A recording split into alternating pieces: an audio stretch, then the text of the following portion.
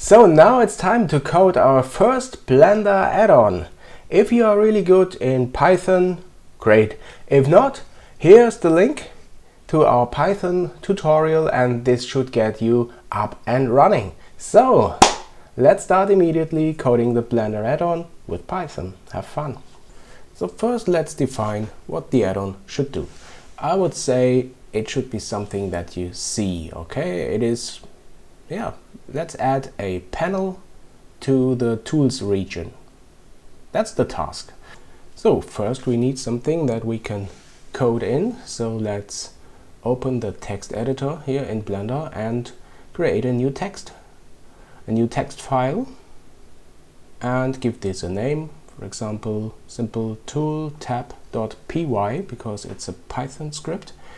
And then I enable line numbering, word wrap and syntax highlighting with these 3 buttons here in the header. Okay, now let's start coding. First we need to import the namespace bpy for the Python API, and we want a panel, so we have to import the class panel. This is done by this line, and let's save this out, the Blender file and also the Python script. Okay, done. And now we can begin by defining our first class. Always add comments so that you know what you are doing here, also later on. We add our first class and derive it from panel. You remember our OOP tutorial, classes in Python? This class, the simple tool panel, is derived from the panel class. This is called inheritance. Okay, now we have to define a few values for these variables. For example, the BL space type. This is the 3D view. We want our add-on or our tab to appear for the 3D view. And now let's define the region in which we want the new tab to appear. It should appear in the tools region. This is this part here on the left. You can enable and disable this with the T key, pressing the T key. And the next value will be, let's think, BL label. This is the label for the new tab we want to introduce, and we call this very creative tools tab label. Okay, and the next one is BL context. This is also very important. You set the context for which you want your add-on to be active, and we want it to be enabled in object mode, not in sculpt mode or edit mode. It should be object mode. Okay, and now you can define a category. This is a free category you can define. This is this little tab on the left, this register on the left and the tools panel.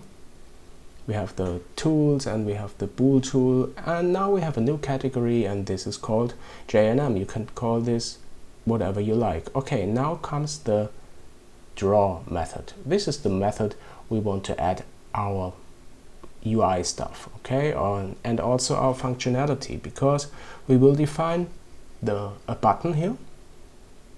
There is a member variable called self layout, and you can use this to kind of register an operator or a button, just a button here, and you do this like that, layout.operator.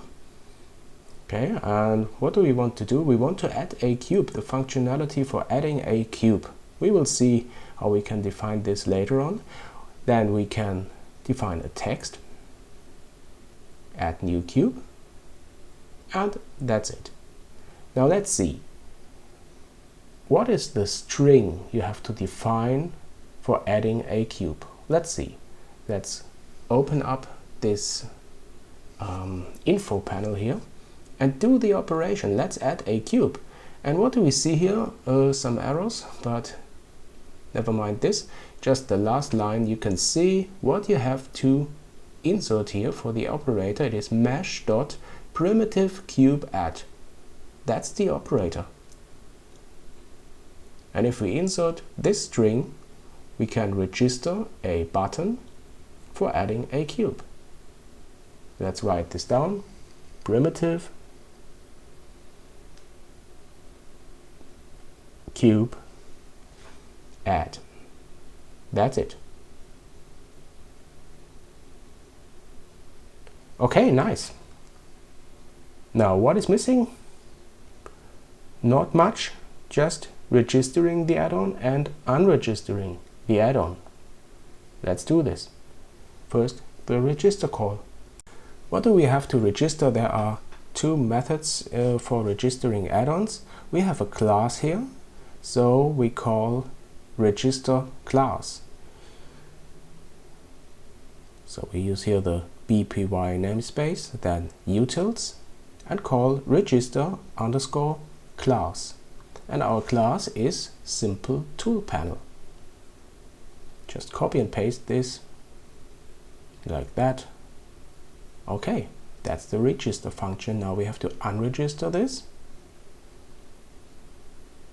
When Blender is closed, then the unregister is called.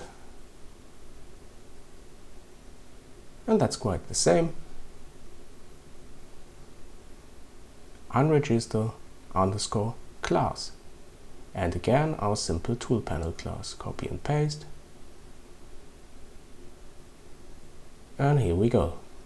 Okay, now the last thing we need is we want to run this script from the text editor in Blender. So we have to write the following.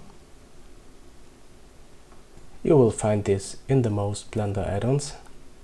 And you can leave these two lines inside of your code even if you later save the file to your add-ons directory, so that you can install the add-on the normal way by user preferences and searching your add-on and activating it.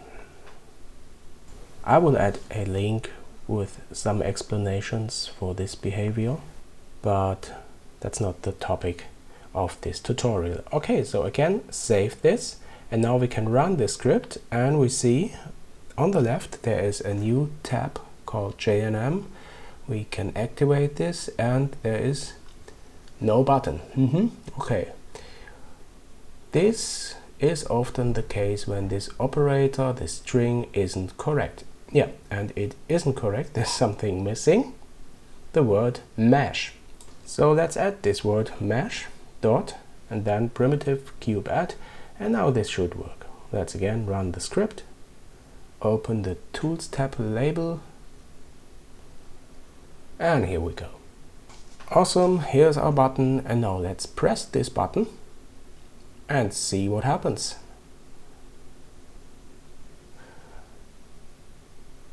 Okay, a cube is added, the operator is executed.